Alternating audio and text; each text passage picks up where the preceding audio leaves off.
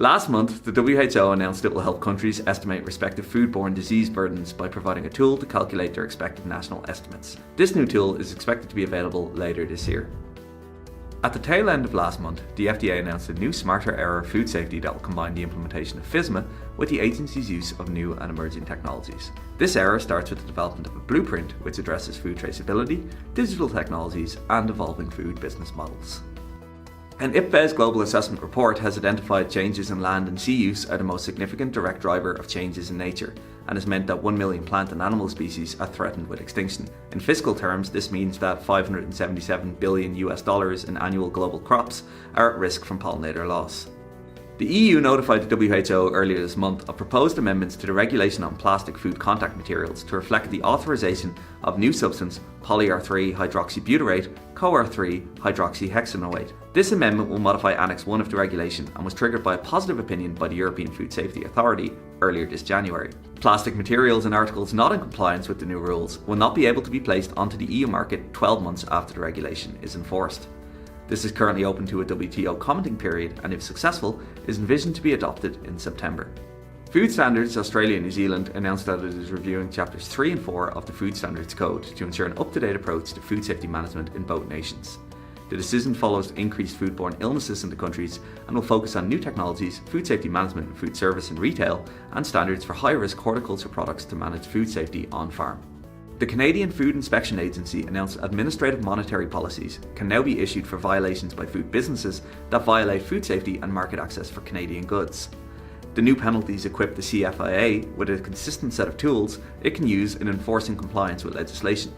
A recent report commissioned by Food Innovation Australia Limited predicts that China and India will account for almost 50% of global protein demand by 2025.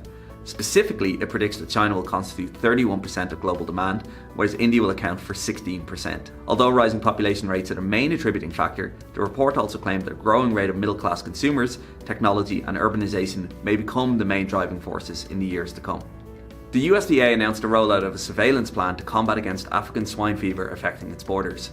African swine fever will now be tested for in addition to the existing classical swine fever surveillance already in place.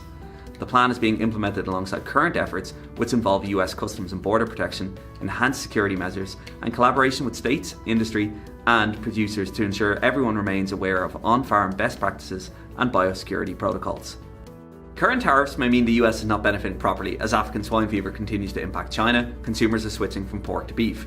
The US Meat Export Federation claims that US beef exports dropped 3% year on year in volume and 0.8% in value terms. Meanwhile, Australian beef, which is subject to a lower tariff rate, surged to a 77% volume increase year on year for Q1 2019. Japan has also just lifted its age limit on imported beef, which could be worth an extra $200 million in revenue to the US economy. The FDA announced the application period for importers to submit their notice of intent to participate in a voluntary qualified importer program has been extended to July 31st. The VOIP is a fee-based program which provides expedited review of human and animal foods imported into the US. The FDA also moved to allow potassium chloride to be labelled as potassium chloride salt on labels. The changes come amid scrutiny from the Centre for Science in the Public Interest and others to have it labelled simply as potassium salt. This is an ongoing matter and the conversation continues as the draft guidance has moved to a 60-day comment period.